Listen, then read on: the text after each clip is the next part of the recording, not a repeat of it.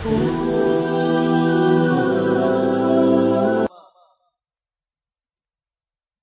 راه حق بیرون کردگی هست.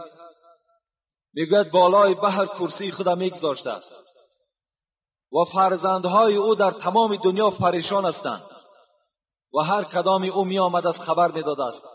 ای سردار، امروز من یک مرد مسلمان را وسواس کردم و او به زنا مبتلا شد.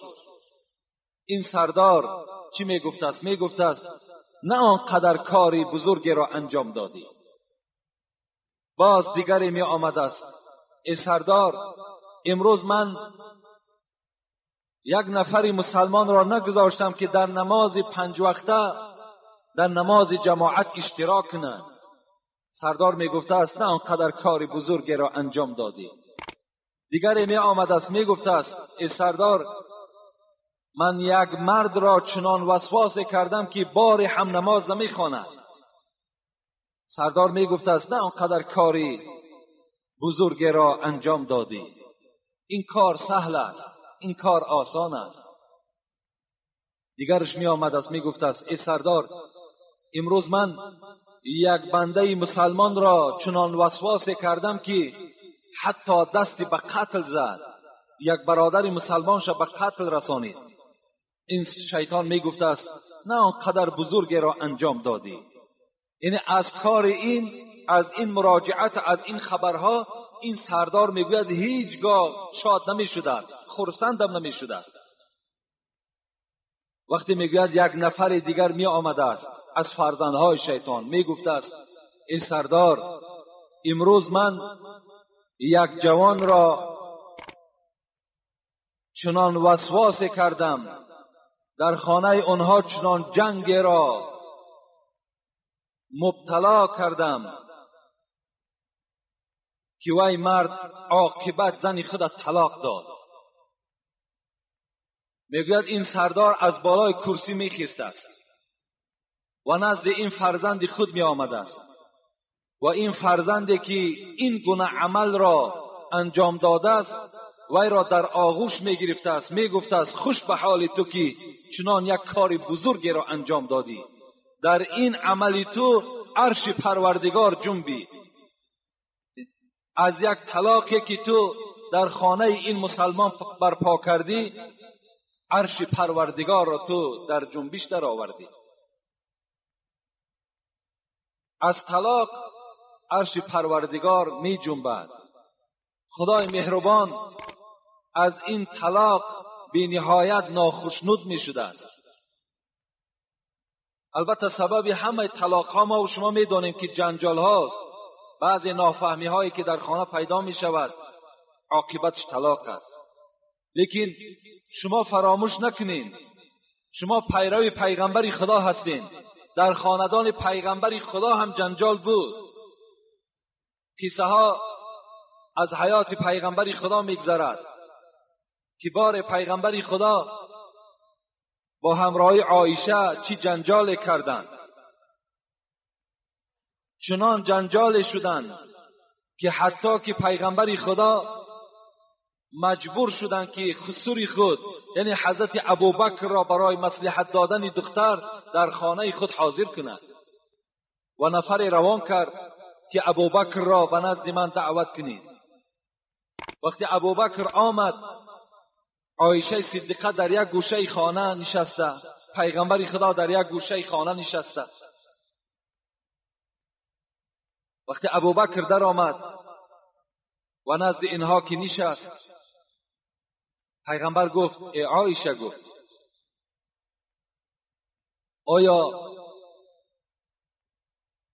سخن را تو آغاز میکنی یا من آغاز کنم؟ آیا شکایتی که داریم آیا تو آغاز میکنی یا من آغاز کنم؟ میگد عایشه چنان غضبناک بود، گفت بل تکلم انت ولا تقل الا حقا. ای محمد، گفت تو آغاز کن، لیکن وقتی که صحبت میکنی، وقتی که سخن میگویی، گپی راست بگو. پیغمبر خدا آیا گپی ناحق میگفتند؟ سخن پیغمبر خدا همش چی در حالت حزل، چی در حالت غضب، در همه حالت پیغمبر خدا سخن حق میگفتند. لیکن چنان خشم عایشه را فرا گرفته بود که گفت ای محمد، گفت وقتی سخن میگوی سخن راست بگو. از این سخن ابوبکر صدیق چنان میگه غضبناک شدند، خسته عایشه صدیقه را زیر لت کوب قرار دادند. محمد غزالی در کتابش میگوید که حتی از بینی عایشه خون سر کرد و دویده میگه از پشت پیغمبر خدا میگوید آغوش کرد. پیغمبر خدا گفتند لم ندعوک لهذا یا ابو بکر ولا اردنا منک هذا. ای ابو بکر، من تو را برای این فریاد نکردم که بینی عایشه را خون آلود کنی. من از تو این را درخواست من این نبود، بلکه درخواست من این بود که تو به او یک مصلحت نیک دهی. در عائله پیغمبر خدا این گونه جنجال ها پیدا می شد. حتی چنان گاه ها میگد عایشه چنان غضبناک می شد که از غضب بسیار چی می گفت؟ ای محمد، تو گمان میکنی پیغمبر هستی؟ این گونه میگد صحبت ها از زبان عایشه صادر می شد. رسول اکرم میگوید اینی لعرف غضبک من رضاک. ای عایشه، من میدانم که تو کدام وقت غضبناک هستی و کدام وقت خوشحال هستی. کیف تعرفوه؟ عایشه گفتم پیغمبر چگونه تو میشناسی؟ کدام وقت تو میدانی که من غضبناک هستم و کدام وقت از تو راضی هستم؟ پیغمبر گفتن که اذا رضیتی قلتی لا و اله محمد صلی الله علیه وسلم و اذا غضبتی قلت لا و اله ابراهیم علیه السلام. وقتی اگر گفت من غضب تو را از رضاگی تو با چنین تجربه فهمیدم، وقتی تو از من راضی باشی میگویی قسم به خدای محمد، لیکن وقتی از من ناراضی باشی یا غضبناک باشی میگویی که قسم به خدای حضرت ابراهیم علیه السلام، نام مرا نمیگیری. از این حکایه ها چی معلوم می شود؟ معلوم می شود که در حیات پیغمبر خدا هم، در بین زنهای پیغمبر خدا هم گاه وقت نافهمی ها پیدا می شد، یعنی از جانب زنها پیدا می شد. پیغمبر خدا هیچ عیب نداشتند. من برای شما جمعه پیشین خبر دادم که پیغمبر گفته بودند فَإِنْ ذَهَبْتَ تُقِيمُهُ كَسَرْتَهُ وَإِنْ تَرَكْتَهُ لَمْ يَزَلْ أَعْوَجَ فَاسْتَوْصُوا بِالنِّسَاءِ. پیغمبر گفتند اینها از قبرغه چپ هستند، اینها از چنان اعضای هستند که اگر شما خواهید که راست شوند میشکنند و راست نمیشوند، و اگر به حال خودشان گذارید همچنان کج میمانند. فاستوصوا بالنساء، با زنها معامله خوب کنید. یعنی پیغمبر از اصل اینها ما و شما را خبر داده ایستاده است. باز چگونه بالای اینها ما و شما، یعنی غضب ما و شما به اینها هیچ تأثیر ندارد. باید که ما و شما مدارا کنیم، زندگی کنیم. باید که ما و شما با طلاق راه ندهیم. طلاق کردن این نشانه دلیری شما نیست، نشانه پهلوانی شما نیست، نشانه ایمانداری شما نیست. باید که در این حالتها ما و شما باید که با صبر باشیم، صبر را پیشه خود کنیم. حضرت عمر چنان غضب داشتند، چنان مرد بودند که حتی که تمام زنهای مسلمان از عمر میترسید، تمام مردهای مسلمان از عرب میترسید، از عمر میترسید. وقتی میگوید در زمانهای همین حضرت عمر، وقتی که یک مرد از زن خود بسیار نالان بود، یعنی کدام زنی بود است که مرد بسیار دقت میداده است، غم میداده است، این مرد ناچار نزد حضرت عمر آمدند، خواستند که شکایت زن خود پیش عمر کنند تا که حضرت عمر یگان چاره بیند. وقتی میگوید این مرد به خانه حضرت عمر در آمدن، نگاه کردن که حضرت عمر بالای یک بالین، بالای یک کرپچه نشسته است و زن او با آواز بلند، با صدای بلند و عمر داد زده ایستاده است. و حضرت عمر سکوت، خاموشی را پیشه خود کرده است. وقتی این جوان میگوید حال حضرت عمر را دیدن، در حال پس گشتند. گفتند مادامی که حال خلیفه که چنان باشد، پس نزد او شکایت من چی در کار؟ وقتی میگوید پس گشتند، حضرت عمر میگوید این جوان دیدن و فریاد زدن. گفتند نزد من بیا، حاجت داری؟ گفتند آن حاجتی که من داشتم، آن حالتی که بالای من بود، بالای شما هم همون حالت بوده است. از این خاطر یعنی من از شما دیگر هیچ حاجتی ندارم. و خواستند که از نزد حضرت عمر بیرون شوند. حضرت عمر چی گفتند؟ گفتند همین زنی میبینی که بالای من بلند آوازی دارد، همین زنی که بر سخن من گپگردانی دارد، این طباخة لطعامی، خبازة لخبزی، غسالة لثیابی، مرضعة لولدی و یسکن قلبی بسببها من الحرام. گفتن همین زن گفتن خوراکپز من است، طباخة لطعامی. وقتی من بیرون میشوم پس میگردم میایم که خوراک تیار است. غسالة لثیابی، لباسهای چرکین من همین زن میشود، تازه میکنه. مرضعة لولدی، کودکهای مرا نگاه و بین میکند، کودکهای مرا شیر میدهد.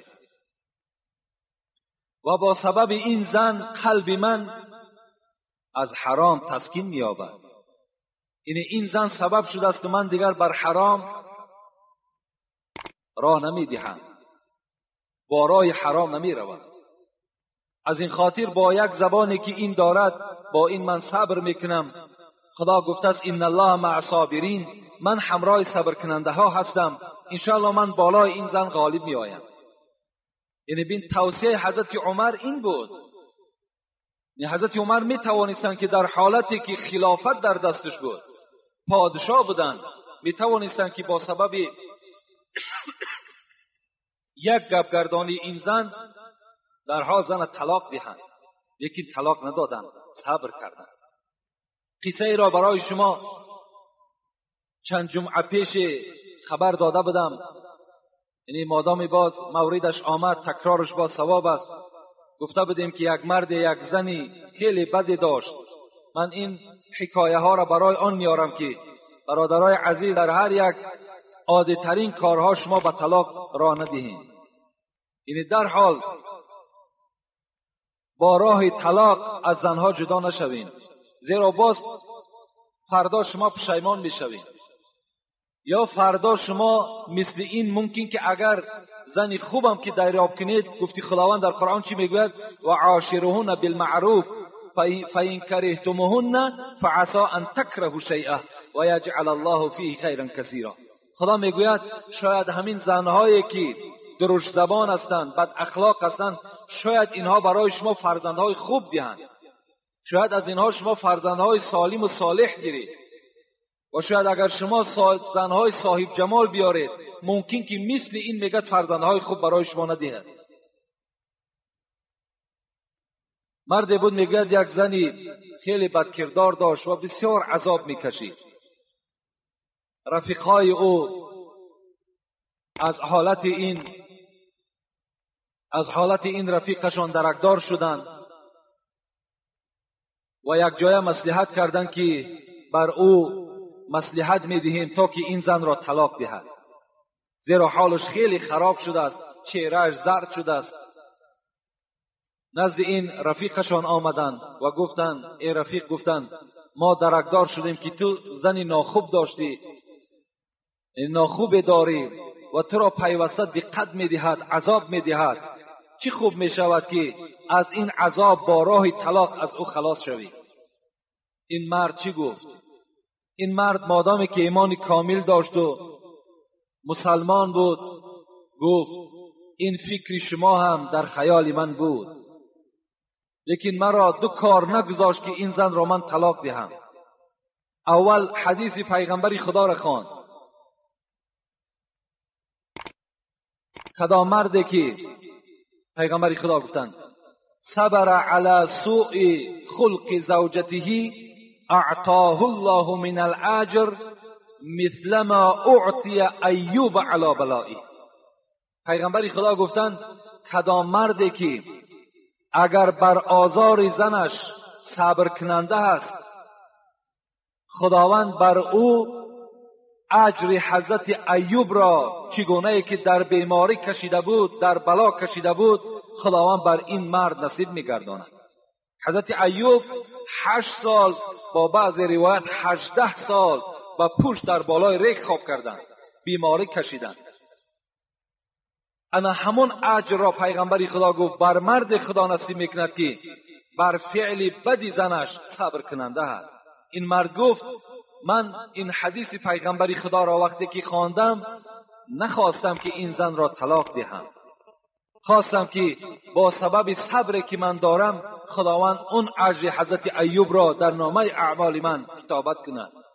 و دوم سببی که مرا نگذاشت که این زن را طلاق دهم، اگر چی زنی بدفعل است، اگر چی زنی بد اخلاق است، بد گفتار است، این است که وقتی این را من طلاق دهم فردا یک مسلمان دیگر این را در نکاح درآورد و وی مسلمان هم در عذاب گرفتار شود.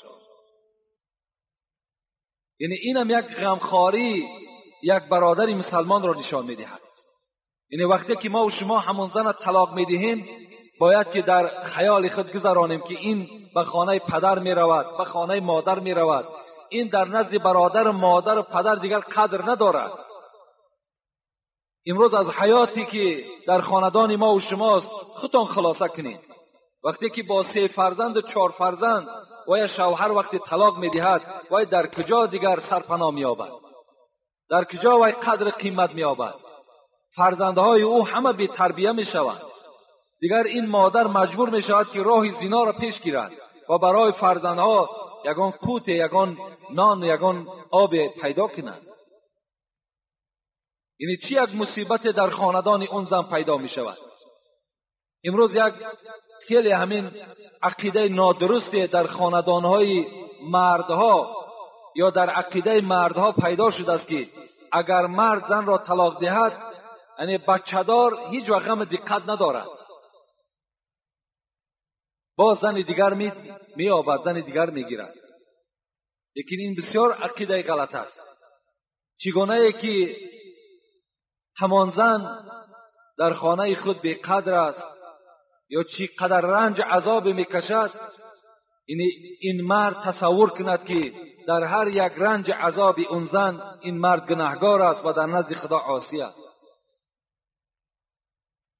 باید که هیچگاه شما با طلاق خود را از زنهای خود جدا نگردانید. یعنی وقتی که در خاندان شما اگر جنگ می شود، جنجال می شود، می توانید که شما یعنی با یک آدمهای خیرتمند و آدمهای با عقل مراجعت کنید تا که راههای خوبش را برای شما پیدا کنند تا که شما در نزد خداوند گناهکار نشوید. یعنی این است در باب حقوقهای زن بالای شوهرها. خدا خواسته باشد